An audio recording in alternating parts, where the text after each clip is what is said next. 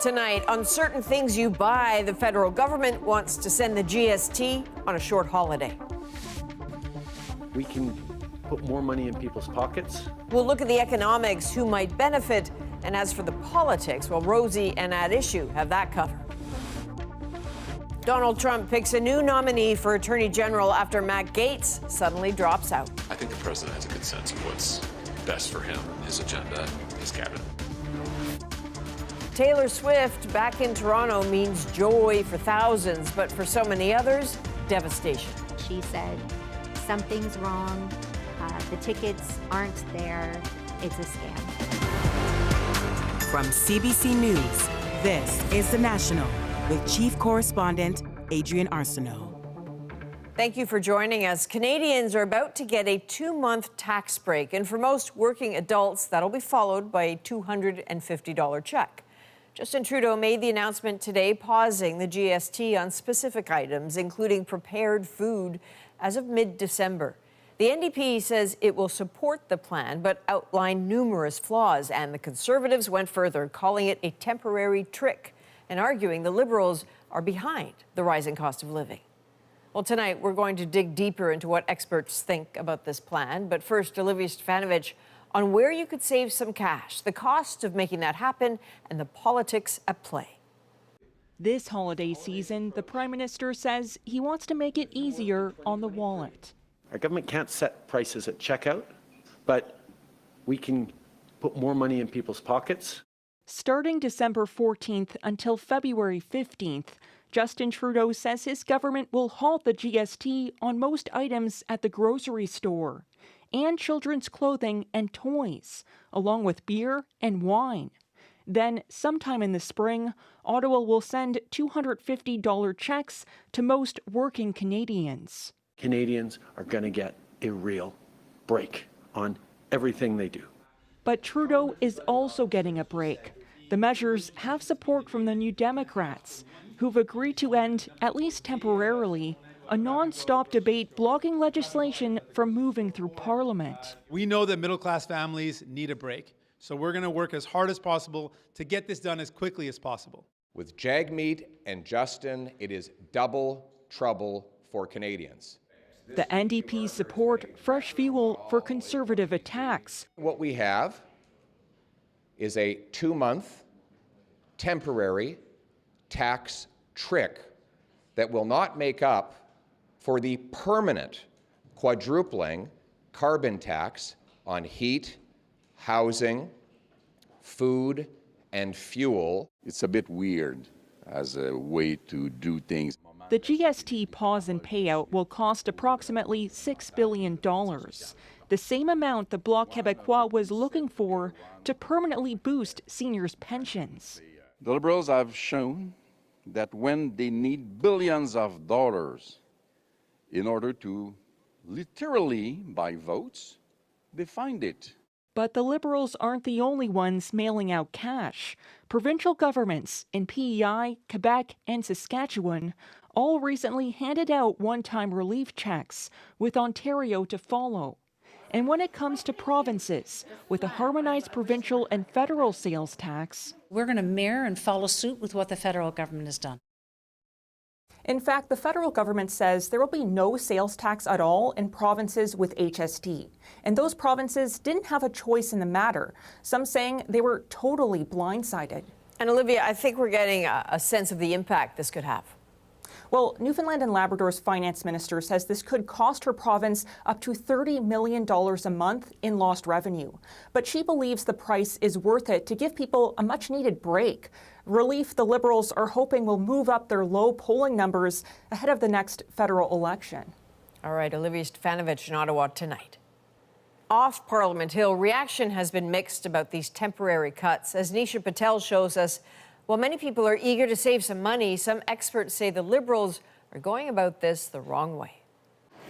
Life is expensive. For many shoppers, any break from crushing costs sounds like a good idea. It's kind of ridiculous how expensive it is to get just basic groceries. Like with 2 small children, it'll help. It'll help huge, saving money and being able to live. Described by the Liberals as a sales tax holiday, the break from GST means cheaper toys too. This small business owner hopes it will bring more customers through her door. I wish it started ASAP, and on children's toy stuff, I think it should be all year round. The federal government estimates families that spend $2,000 on applicable items will save about $100. And they'll save at least $260 if they live in a province with HST. Not to mention the nearly 19 million Canadians who will also be eligible for that $250 rebate. But this economist says popular politics isn't always good policy. So it doesn't accomplish a lot of social good. We spent $6 billion. That has to come from somewhere. As for who that could be, it's going to fall on relatively younger people. Some are also criticizing the plan for being too broad. If we really wanted to address affordability, we would target persons who are struggling with affordability. So persons who are spending a large amount of their incomes on basic necessities. The Liberals say they've already done that with past targeted measures. But for Canadians who visit this food bank, a GST holiday may not make much of a difference. It's almost insulting to us, to be totally honest. There's little room in their budget for luxuries like new clothes and toys. It's definitely not sustainable support for Canadians that are facing food insecurity, facing housing insecurity. She's got a call to action when those checks come in. To donate it to a local organization, it would make a really meaningful impact. Asking those who were more fortunate to pay it forward. Nisha Patel, CBC News, Toronto. Still a lot more to go through here, and Rosie, along with the Ad Issue crew, are going to do just that. They will dive into the Liberal plan in about 20 minutes. Well, Matt Gaetz is now out as Donald Trump's Attorney General, the ferocious Trump loyalist withdrawing from consideration amid scrutiny over alleged sexual misconduct. And as Paul Hunter shows us, Trump already has his replacement. Folks have been very supportive. They've been saying we're going to get a fair process. The day before he quit his bid to be U.S. Attorney General under Donald Trump, Matt Gaetz seemed optimistic. Are you confident you can get confirmed by the Senate? Do you feel like... It was a great day.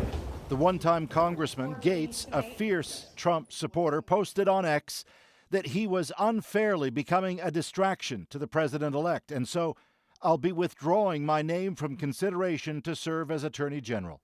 Gaetz has been investigated, though not charged, by federal authorities for possible sex trafficking and other crimes. Investigated also by lawmakers on Capitol Hill. It's believed even otherwise loyal to Trump Republicans were set to vote against Gaetz in cabinet, with reports now that Trump himself told Gaetz it's over. I think the president has a good sense of what's best for him and his agenda and his cabinet. Trump now announcing to replace Gaetz Pam Bondi. She's the first female attorney general in Florida and a fierce Trump loyalist. And if he's out there fighting for us, we're going to fight for him. Speculation now intensifies around another controversial pick for Trump's cabinet, former Fox News presenter Pete Hegseth, nominated as Secretary of Defense, himself once investigated for sexual assault.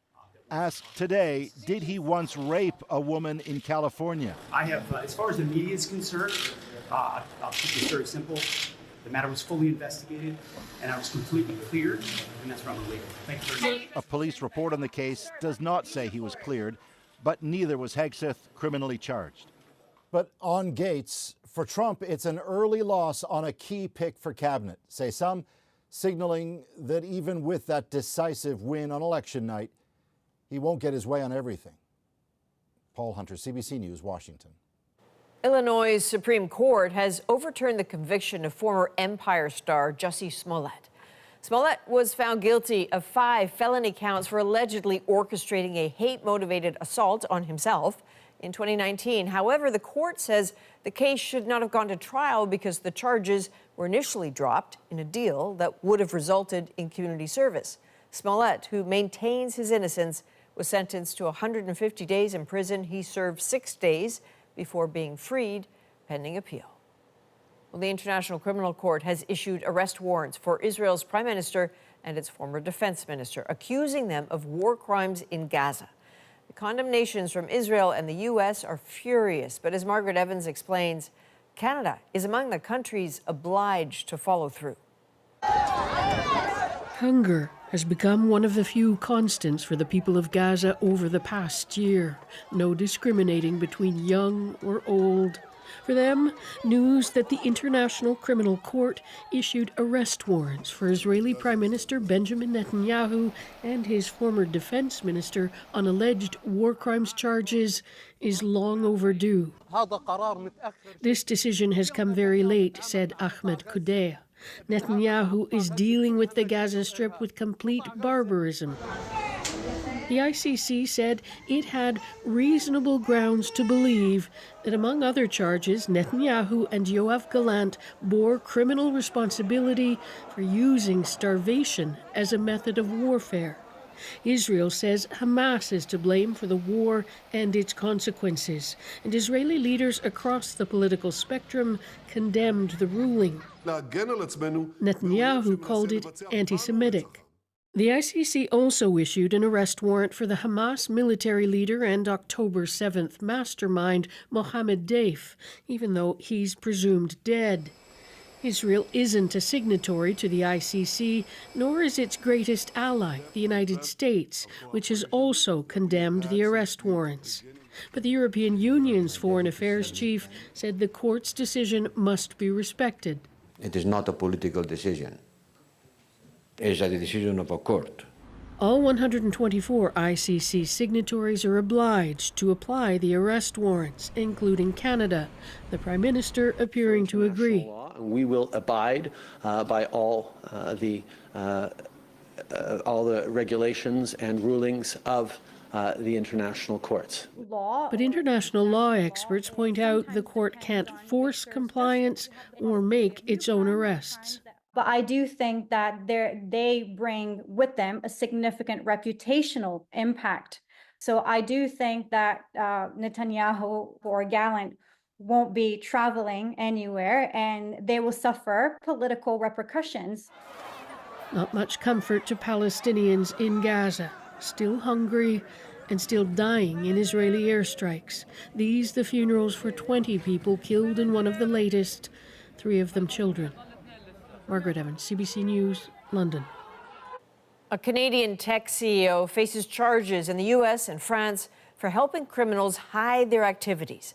Vancouver-based Sky Global promised its cell phones came with uncrackable encryption, and then police cracked it. The Fifth Estate, Radio-Canada's Enquête, and a consortium of European media got access to some of the evidence. Frederick Zilak shows us the links between criminal groups and some of Sky Global's top distributors. In 2021, police in Europe caught thousands of criminals who had been communicating using Sky ECC, encrypted phones designed in Canada and marketed as uncrackable. But police managed to tap into the company's servers in France and for nearly 2 years intercepted and decrypted 1 billion messages, including those from criminals. These criminals really thought law enforcement will never get in. And we got in. It was as if we were at a table with the criminals. Police watched as criminals freely sent each other text messages and pictures of piles of money, drugs, weapons, kidnappings, and even assassination plots. Over 5,000 criminals have been convicted in Europe. The CEO of the Vancouver company behind Sky ECC has been charged in the US and in France of having knowingly helped criminals by providing them with encrypted communication devices. I'm a privacy advocate. Your thoughts should belong to you. Your data should belong to you. Jean-François Ypes denies all the charges. My technology was never made or designed or intended for criminal use. His company, Sky Global, chose a handful of distributors to sell its product. We found that several of them had ties to criminals. A distributor in Mississauga provided phones to a violent Serbian gang who sent pictures of their murder victims using Sky ECC. None of the bodies were ever found because they would literally mince their victims and they would throw them to the Danube River. Sky Global says it expected distributors to follow the terms of service, preventing them from knowingly selling to criminals. I would submit to you, It's not Sky Global's job to police its independent distributors. Mr. Eep had nothing to do with any criminal activity or criminal organizations. So, Frederick, interesting that you mentioned that the CEO of Sky Global faces charges in France and the U.S., but nothing in Canada. Yeah, no charges here. There's nothing in the criminal code preventing the sale of encrypted devices. Also, we're not aware of any arrest of Sky ECC users in Canada, and we know it was certainly used here. In Europe, police arrested over 10,000 users and 5,000 have been convicted. So our Charter of Rights and Freedoms, the criminal code, privacy laws make it difficult for police to crack down. On one hand, these laws protect us and our right to privacy. They're important, they're cherished by Canadians. But on the flip side, those same rights can also protect criminals. All right, Frederick Zalak, thank you. Thank you.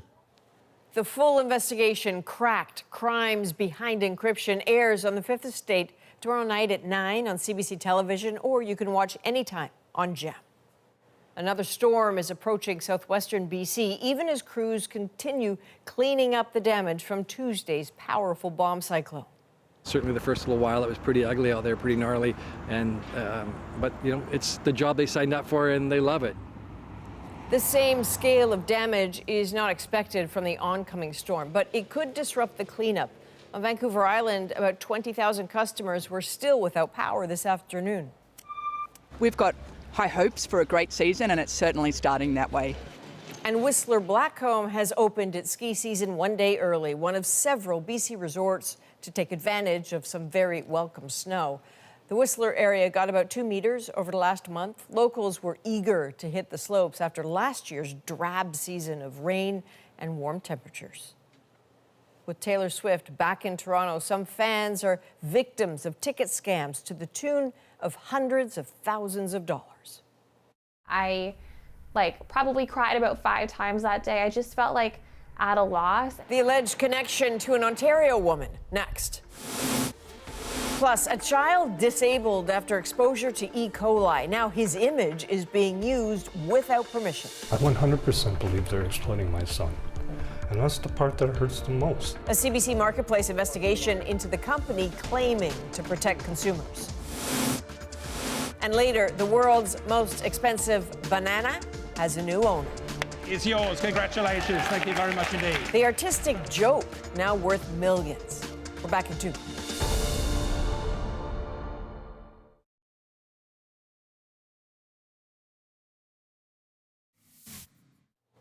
An Icelandic volcano is erupting for the 10th time in 3 years. Hard to believe, but this eruption is estimated to be significantly smaller than the previous one. There's no danger to air traffic or infrastructure, but tourists sure are being treated to a spectacle. Well, tonight, Taylor Swift plays her 4th Eras Tour show in Toronto, but some fans who thought they were going aren't. They've been caught up in a large ticket scam. As Magda Gabrisalasa explains, many fake tickets went out, all allegedly from the same seller. My daughter was making them. Beaded bracelets and blingy outfits. This mom was ready to take her daughter to Taylor Swift's concert in Toronto.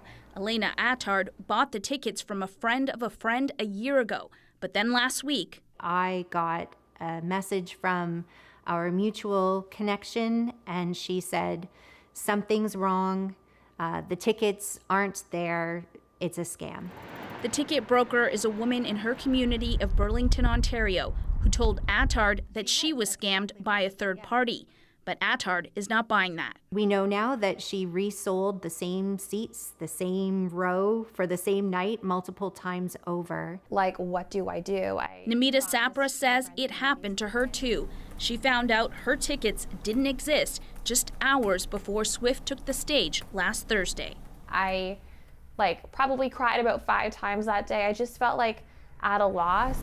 Victims have contributed to a Google document to keep track of the scam. Its creator says more than 400 people are affected and nearly $300,000 are lost. I want to see justice for all those families. I'm calling from CBC News, hoping to talk to you. CBC News reached out to the woman at the center of this, but we're not naming her because we didn't get a response. Police in Halton Region and Toronto are looking into dozens of complaints and investigating. Fraud investigations, as per normal, are never quick and short. While police do their work, this expert is telling consumers to protect themselves from future scams. Always use your credit card for these types of purchases. Never do it by e-transfer because you'll never get the money back. My outfit that I planned months ago. Sapra didn't get her money back, but her brother surprised her with last-minute real tickets. It was the sweetest thing I think anyone had ever done for me. Attard had hoped her daughter would experience that too, but with only a couple Taylor Swift shows in Toronto left, it's starting to feel like that's less and less of a possibility. Magda Gebrselassie, CBC News, Toronto. There's anger tonight from the family of a BC boy after a company used his story to sell their product. Can you confirm if you're wanted in the United States? CBC's Marketplace is on the trail of the man allegedly behind it. After the break, Rosie's here with that issue. Hey, Rosie. Hey, Adrienne. Tonight we're going to talk about the Liberals' big announcement, that pause on the GST for some products over this holiday season. For 2 months, Canadians are going to get a real break on everything they do. What will this cut mean for Canadians? Andrew, Althea, and Kelly Kreiderman join me to talk about that and more.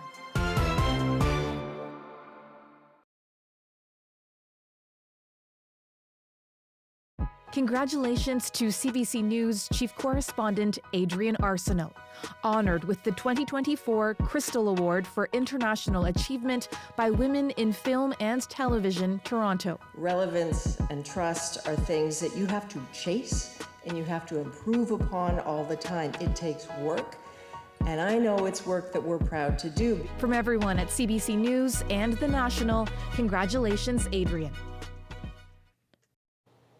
A BC father is outraged that his son's story is being used to market a device that claims to remove E. coli from food. Nathan Parker's little boy suffered permanent brain damage after eating contaminated lettuce. In this Marketplace investigation, Asha Tomlinson had one of those machines tested and found it was ineffective and dangerous. You know, what a sad thing to have my son's name attached to. Nathan Parker was devastated when he found out a company used the story of his son Lucas to push their product. This is the Amazing Water food sanitizer, and Lucas is in one of the online videos. A toddler named Lucas can no longer walk, talk, and see after eating lettuce contaminated with E. coli. It led to 2 brain... Can't do it. Why? I 100% believe they're exploiting my son. And that's the part that hurts the most. Lucas is 8 years old. He was in our report back in 2021. And now, the Amazing Water company features the young boy while making claims it can keep you out of harm's way by removing E. coli from food. So I can hear something going. We take the device we bought to the University of Guelph to test it out. That's all the way at the top. Well, it's off scale. Yeah. The machine released extremely high levels of ozone into the air, toxic gas that can decrease lung function and cause other health issues. So, no, this is a dangerous unit. And it's no more effective than tap water. The man behind this machine is Methsiri Lal Paliagru, and we found out there's a man with the same name, date of birth, believed to be in Canada, but wanted in the U.S. for allegedly scamming seniors out of millions. We asked Paliagru for an on-camera interview several times. He declined. So we visited his office in BC, and in a last attempt to hear his side, we went to his home. That's when he called us up. You coming to my house and harassing me? I'm gonna call my lawyer and you can handle him with him, okay? Lal, I'm not harassing you. No comment. With all due respect, we've reached out to you several times trying to get your perspective on our story, and you have said no. I told that I don't want nothing to do with it, okay? You understand that? Lal, can you confirm if you're wanted in the United States? Are you a fugitive? Lal. He hung up. Weeks later, Lal told us that he's not that guy wanted by American authorities, that he no longer sells the food sanitizer, and he's taken the video of Lucas down. But when we checked, it's still there. Asha Tomlinson, CBC News, Toronto. Asha's full investigation airs Friday at 9 on CBC television, or you can watch anytime on GEM. Now, Rosie's here to break down the week in politics. At issue tonight, a GST holiday. The Liberals have announced a 2-month pause on the GST on some goods and services, as well as a one-time rebate check of $250. 2 months, Canadians are going to get a real break on everything they do. The NDPs say they will help get this measure through the House, while the Conservatives are already attacking it. Today, what we have is a 2-month temporary tax trick. So is this going to help Canadians, or is it more about helping the Liberals out of their slump? Is it a win for the NDP in any way? I'm Rosemary Barton, here to break it all down on At Issue tonight. Andrew Coyne, Althea Raj, and filling in for Chantal Hébert tonight is Kelly Cardamon. Good to see all of you. Andrew, I have been wondering all day what you would make of this move, so I'm going to start with you, if that's okay. What do you make of both the policy and the politics? It's embarrassing. You know, if you're going to go out with some dignity and some integrity rather than flinging billions of dollars at the public in hopes that they'll forget why they hate you. This is such bad policy on so many levels. We're going to borrow $6 billion to throw ourselves a party so that people can move purchases forward and backwards so they can take advantage of this. The biggest recipients, for example, if you dine out at restaurants, the more expensive the meal, the bigger the break you'll get. Well, who's that going to benefit? Is that going to benefit the poorest among us? Or is that going to benefit the richest among us? We're going to give a tax break to people on alcohol sales. That's great public policy. We're going to give a tax break on snack food at a time of rampaging obesity. That's great public policy. It's going to needlessly clutter up an already complicated sales tax regime. We've got about 25 different sales tax regimes in this country, depending on whether it's federally taxed or provincially taxed or not federally taxed or not provincially taxed, and every possible combination of the two. Yeah. And now we're going to add a bunch of completely arbitrary categories of tax breaks again on top of this, and it's all going to last for 2 months. Why? Well, to tee things up for the election, and also I suppose part of this is you have to pass a bill through Parliament, so the Conservatives, who are now protesting quite rightly at the government's refusal to release documents, will be put in an invidious position of, why are you blocking this bill that is going to give goodies away to Canadians? This is just so cynical and such dumb public policy, it's hard to believe. All right, well, let's see if anyone else has a different perspective. Althea, I mean, I'll put on the table that there are Canadians still struggling, even though inflation has gone back to sort of normal areas. And some people might say, well, this is kind of good timing for me, in spite of all the caveats that Andrew put out there. Well, there's no doubt that it's bad public policy, and Andrew has laid out all the reasons why. But the question is it good politics? Yeah. A lot of the criticism about the Liberals' policies was, well, I'm not included in them. Like, I make too much money, so I can't do the dental care. I don't have children, so the child benefit doesn't apply to me, or the child care, child benefit every month doesn't apply to me either. So here is a much more generous tax break to people who probably don't necessarily need it, but will like to benefit from it. So there is a recognition that perhaps the Liberals have missed the mark in the past. A lot of the criticisms that they levied against the Ford government in Ontario about their obsession with booze, for example, is now also in their plan. So that's an interesting little tidbit to that. I do think it is interesting in the way that it squeezes the opposition parties. So for the NDP, they're having a challenge trying to distinguish themselves from the Liberals. But the Liberals want to show that they can get stuff done in Parliament, and they needed a partner. And so they did, and the NDP deserves credit for this, take much of what the NDP was suggesting. If the Liberals are serious, this will only be a very small reprieve that could just last one day. But it does let Mr. Poilievre look like the Grinch who stole Christmas, who doesn't want Canadians to have these goodies, who is talking on both sides of his mouth. Oh, he's against the carbon tax, but he's not for a GST rebate. So yeah. I'm not sure that the politics are that bad. Kelly, what do you think?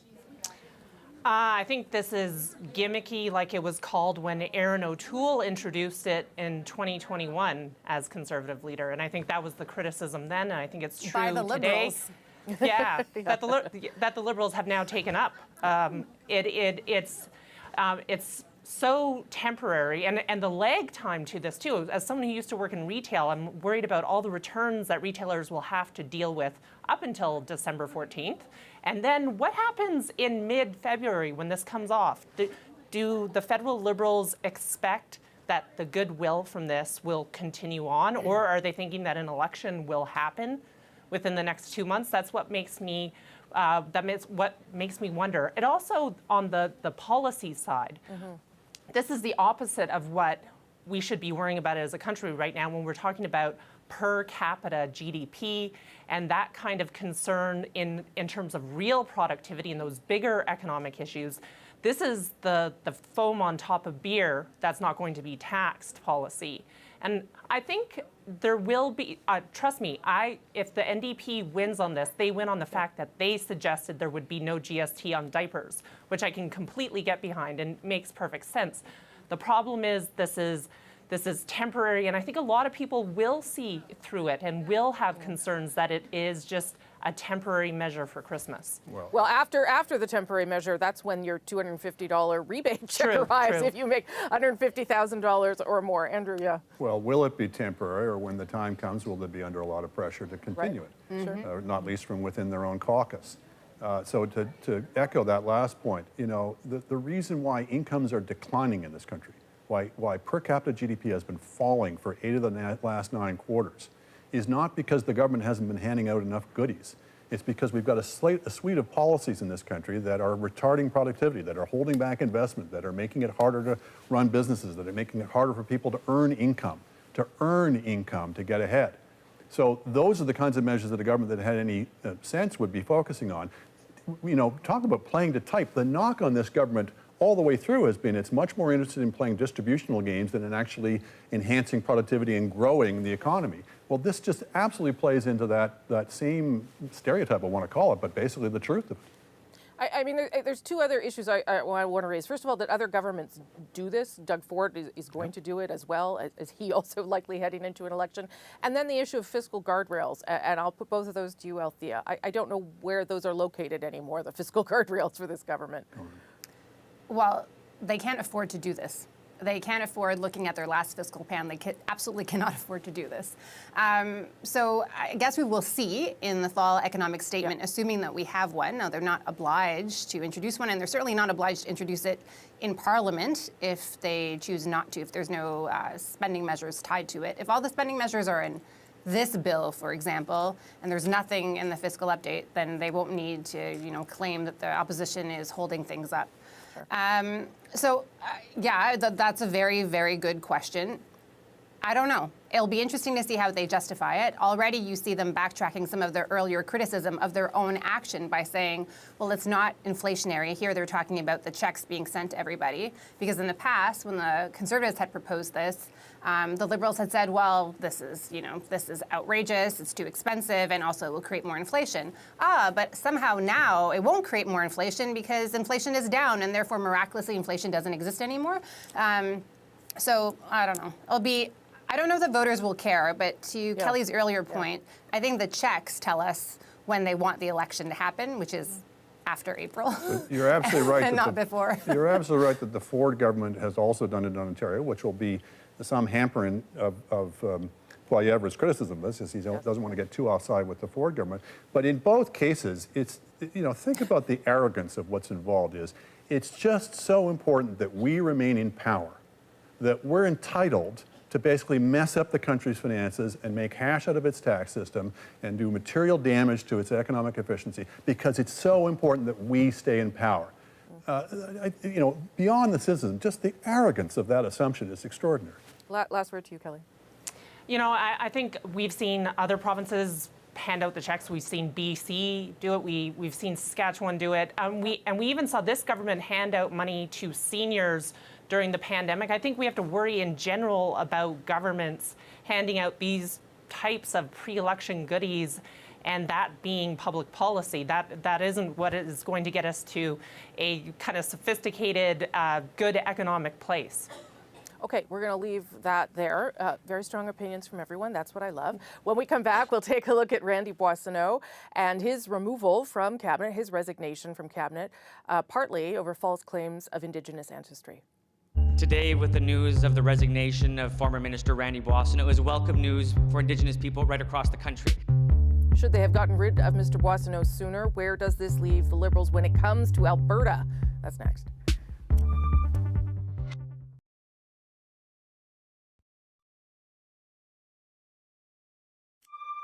At issue, Randy Boissonnault, the Alberta MP, is out of cabinet after allegations of questionable business dealings and misrepresenting his Indigenous heritage. It was welcome news for Indigenous people right across the country who know the real consequences of pretendingism. The Conservatives have been calling for him to be fired for weeks.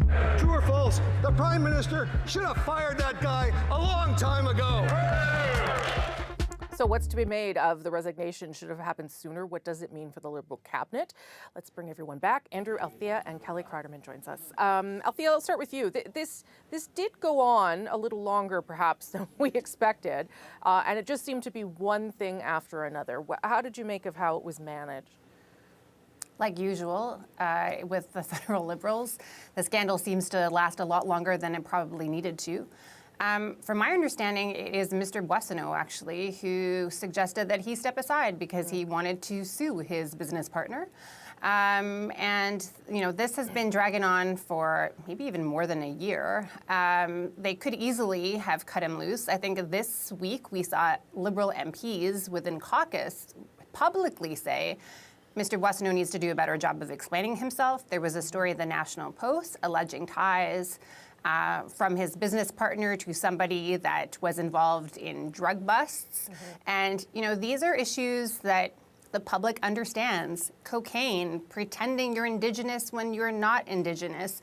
So, and that's a very sensitive issue for the Liberals. So it's not surprising that they cast him aside, at least in the short while. It raises a whole bunch of other questions, like how senior cabinet ministers can hold double portfolios and more than one cabinet member, one cabinet minister being in that position at the moment. Yeah. But it is not surprising because they think they can drag things out and survive them.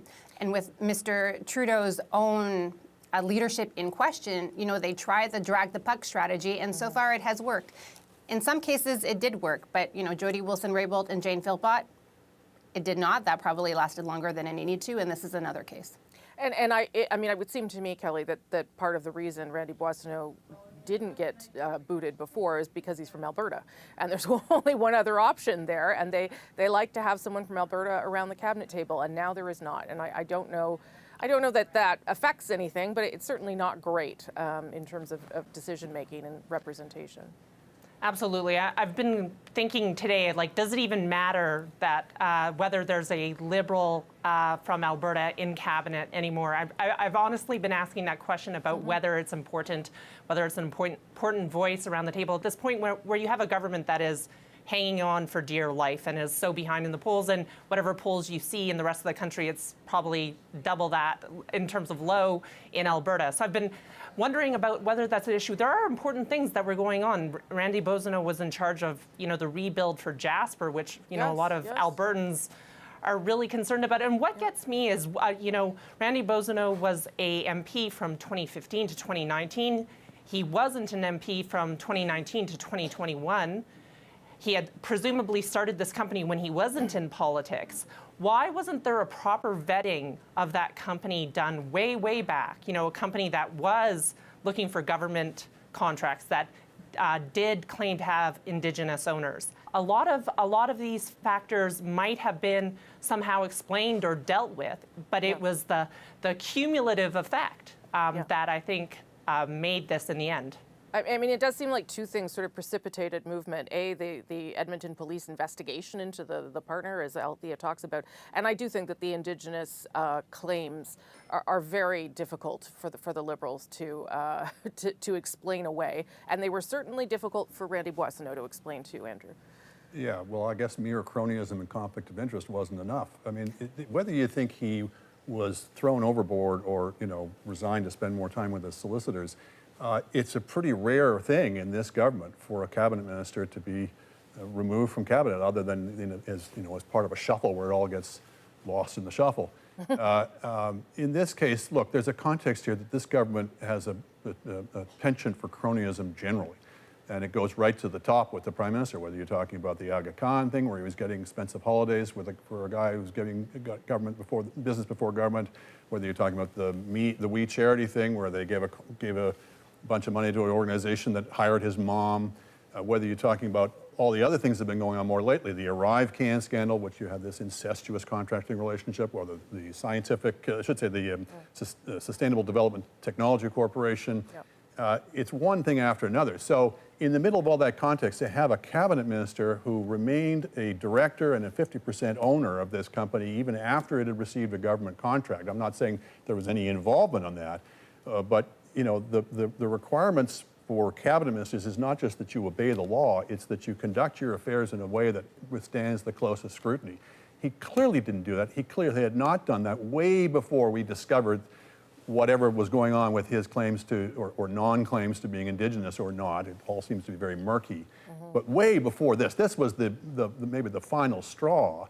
But why should it have waited until then? Why did it take this long? Why did he have to have so many multiple entanglements and so many problems surrounding him before he finally became so toxic that they decided they couldn't have him in cabinet anymore?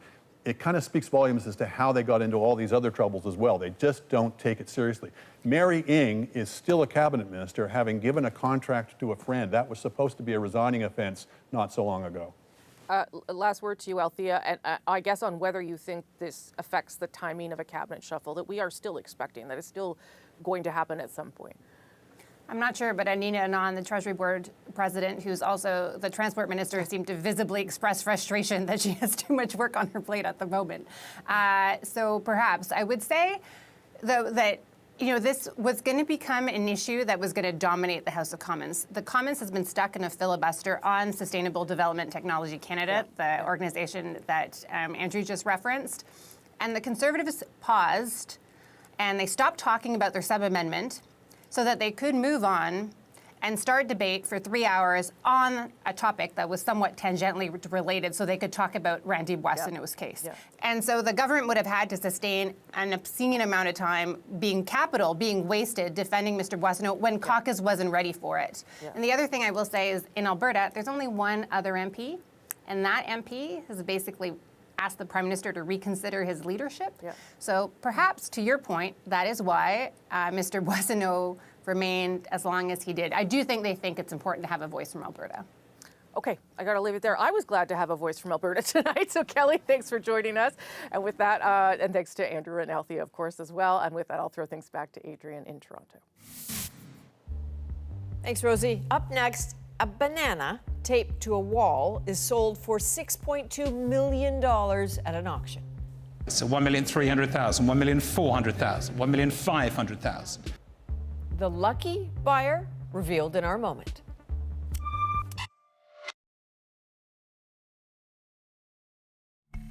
This is no ordinary banana, or actually maybe it is, but it has a name, Comedian, and it was sold for $6.2 million at an art auction in New York.